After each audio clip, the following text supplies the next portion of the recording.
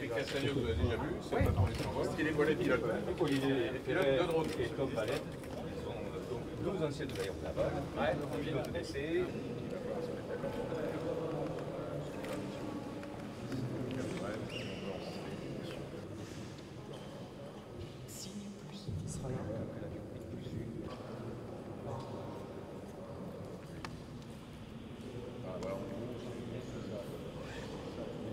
Monsieur le délégué général pour l'armement, cher Laurent, Monsieur le président d'Assaut Aviation, cher Éric Trappier, Mesdames et Messieurs, je suis ravi d'être là aujourd'hui parmi vous, avec ce beau temps. DGA Essai en vol, c'est le 4e centre de la DGA que je visite depuis que j'exerce mes fonctions de ministre de la Défense. 2014, c'est une année de commémoration. Il y en a eu il y a quelques jours.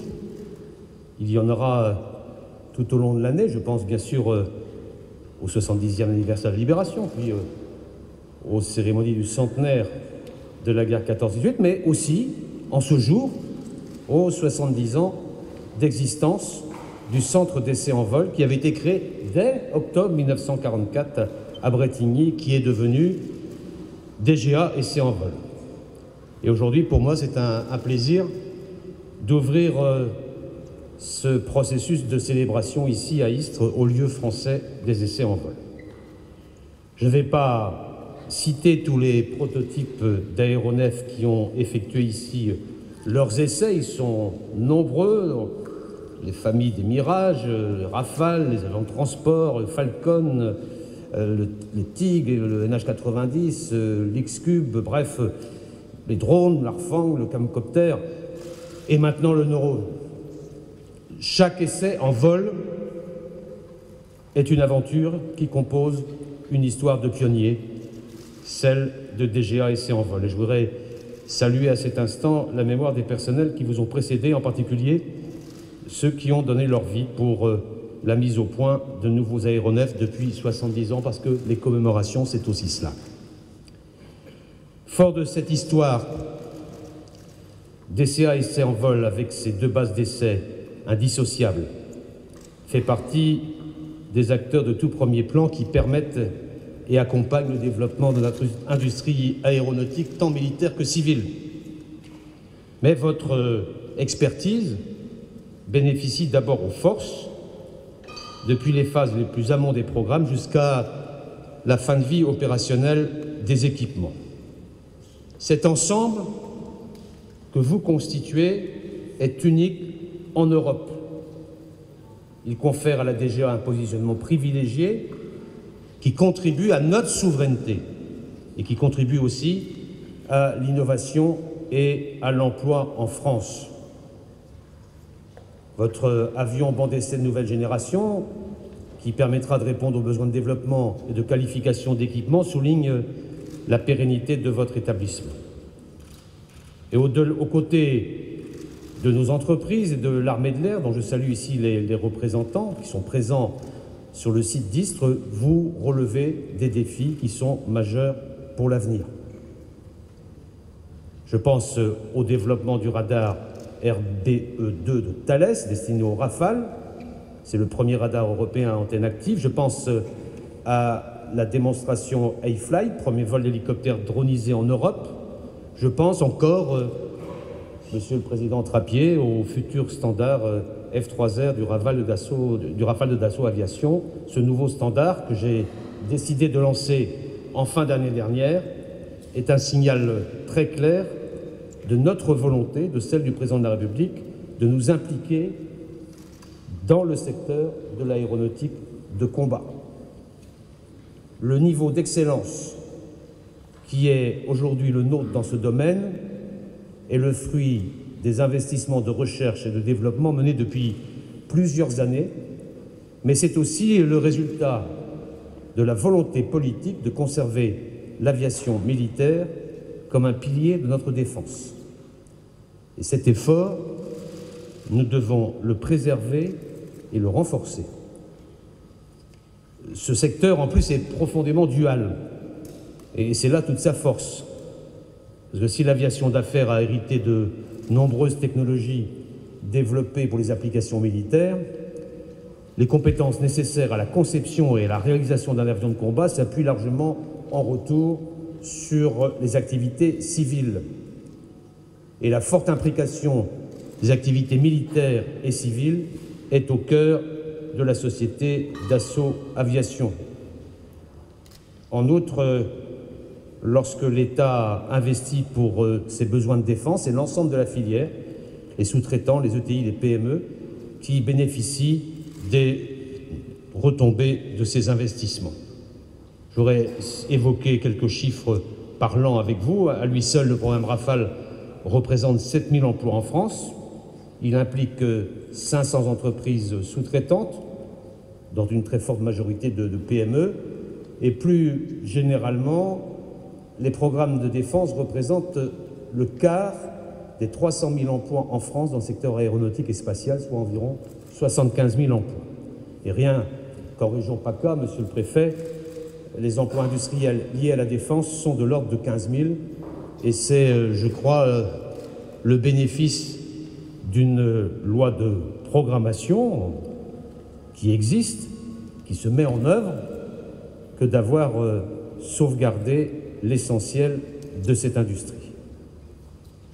Si l'industrie aéronautique reste fortement présente en France, c'est notamment parce que l'aviation militaire fait appel à des compétences dont une part significative ne peut être délocalisée en raison des enjeux de souveraineté.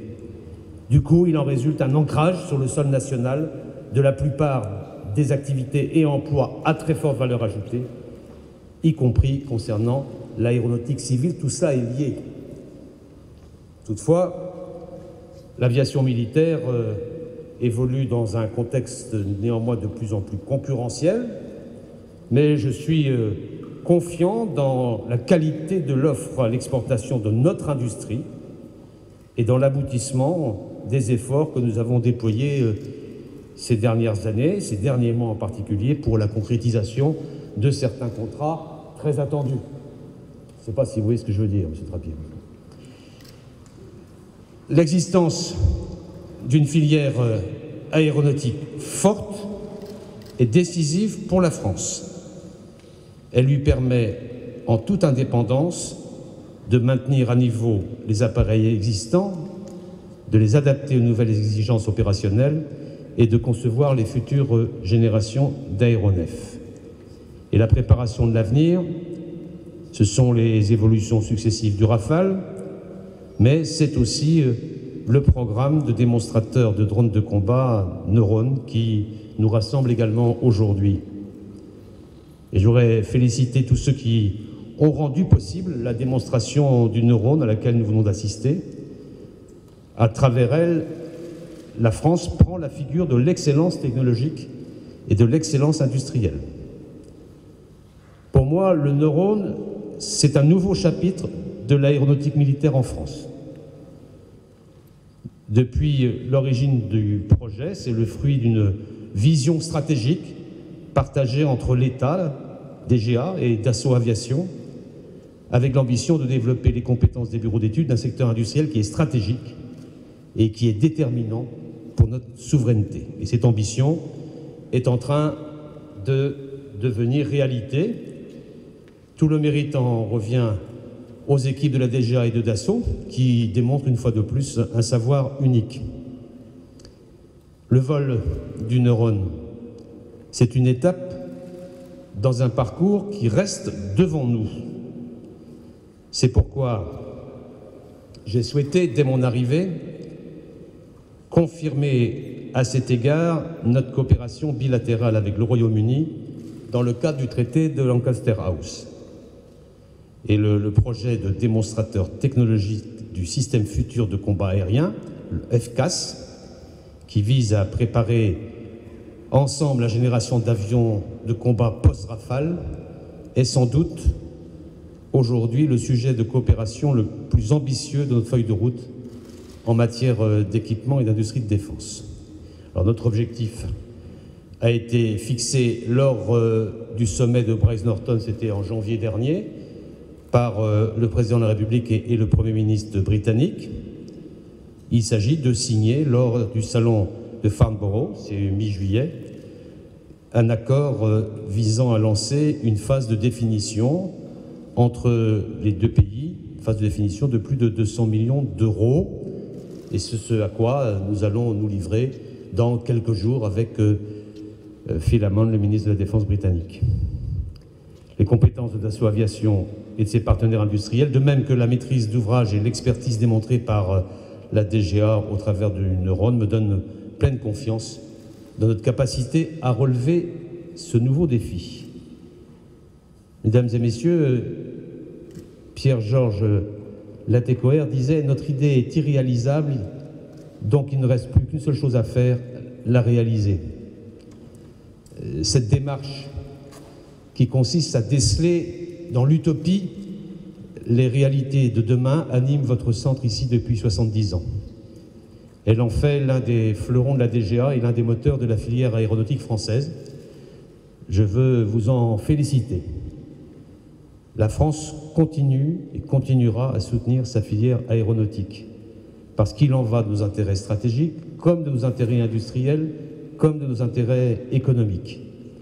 Et dans ce contexte, l'apport de la DGA à notre politique de défense est plus qu'un gage de crédibilité. Les compétences, la passion de ces personnels sont un levier fondamental pour continuer de relever les défis qui se présentent à notre défense. C'est pourquoi je tenais à vous témoigner aujourd'hui, Monsieur le délégué général, et à vous tous et à l'ensemble des personnels, ma satisfaction la plus vive, et je compte sur votre engagement personnel et collectif pour continuer sur cette belle lancée. Bon anniversaire.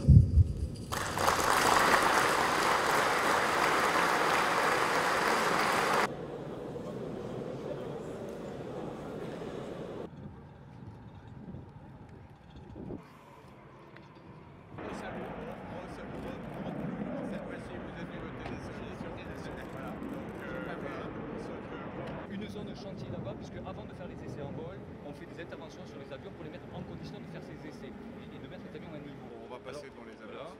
Marianne Hermite, ingénieur d'essai et responsable de l'ensemble des développements Falcon. Ici, vous avez les ingénieurs d'essai, ceux qui définissent les essais. Les équipes de piste, c'est ceux qui mettent en œuvre l'avion, le préparent. Bonjour.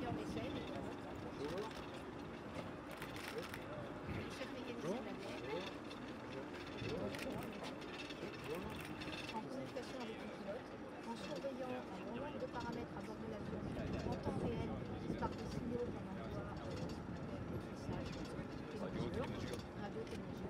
Et petit château, notre chef pilote d'essai.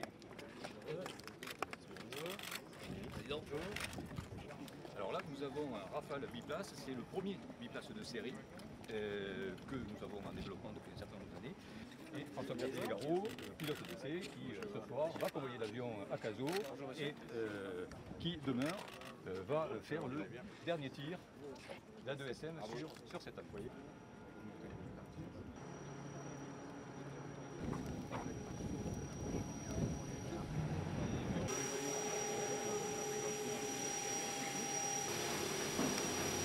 Et il est monté ici, et donc toute sa campagne de test au sol et en vol. Les bancs sont ici, Les bancs d'intégration sont les ici. avions et les bancs.